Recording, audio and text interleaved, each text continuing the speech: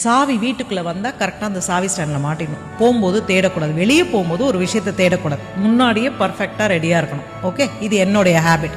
For example, the person that I want to marry வந்தோன்னே சாவி அப்படி உட்டி கடாசிட்டு போகிற பர்சனாக இருந்ததுன்னா இதை நீங்கள் இன்னும் 50 வருஷம் பொறுத்துக்கணும். ஏன்னா அவங்க மாற போகிறதில்ல, உங்களுடைய வேலை அவங்கள மாற்றுறதும் கிடையாது. இந்த கீ வேற எங்கே வச்சாலும் பரவாயில்லையான்னு உங்களால் அக்செப்ட் பண்ணிக்க முடிஞ்சதுன்னா யூ வின் த வார். இல்லைன்னா இந்த வெட்டிங் வந்து it's going to be a failure. அந்த பிள்ளை டெய்லி சாவியை கொண்டாந்து நான் சொன்ன மாதிரி ஒரு இடத்துல போட்டுருதுன்னு வைங்க, தினம் நீங்கள் எடுத்து மாட்டணும். இவ்வளோதான், இந்த 2 செகண்ட் தான். உங்களுக்கு சாவி அங்கே இருக்கணும், அவங்களுக்கு சாவியை கொண்டாந்து டேபிள் மேலே போடணும். இது ஒரு விஷயந்தான். அவங்களுக்கு பிடிச்சதை அவங்க செஞ்சுட்டாங்க, உங்களுக்கு பிடிச்சதை நீங்கள் செஞ்சிட்டிங்கன்னா லைஃப் ஈஸியாக இருக்கும். ஆனால் நீங்கள் என்ன பண்ணுறீங்கன்னா அவங்கள உங்களை மாதிரி மாற்றணும்னு முயற்சி பண்ணுறீங்க. அங்கே தான் மிகப்பெரிய பிரச்சனை. நீ ஏன் சாவி கொண்டாந்து போட்டா, ஏன் மாட்டலை?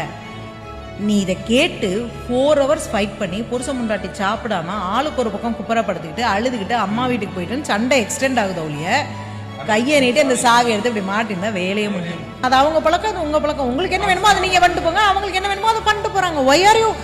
why do we even have to change someone? அதே புள்ள உங்களுக்கு உடம்பு சரியில்லைன்னா விழுந்து உங்களை பார்த்துக்கும். ஆஃபீஸுக்கு லீவை போட்டு மாத்திரை கொடுத்து மருந்து கொடுத்து உங்களை காரில் உட்கார வச்சு டாக்டர்கிட்ட கூப்பிட்டு போய் ட்ரிப்ஸ் ஏற்றி வீட்டுக்கு கொண்டு வந்து வாந்தி எடுத்திங்கன்னா க்ளீன் பண்ணி அதெல்லாம் பண்ணுதில்ல. அதெல்லாம் நீங்கள் எக்ஸ்பெக்ட் பண்ணியா பண்ணுது? அதுவாக தானே பண்ணுது. அப்போ அதுக்கு பிடிச்ச எல்லா விஷயத்தையும் பண்ணுதில்ல. அப்போ இந்த சாவி இங்கே வைக்கிறதுல என்ன ஒரு கொலை குத்தம்னு கேட்குறேன்.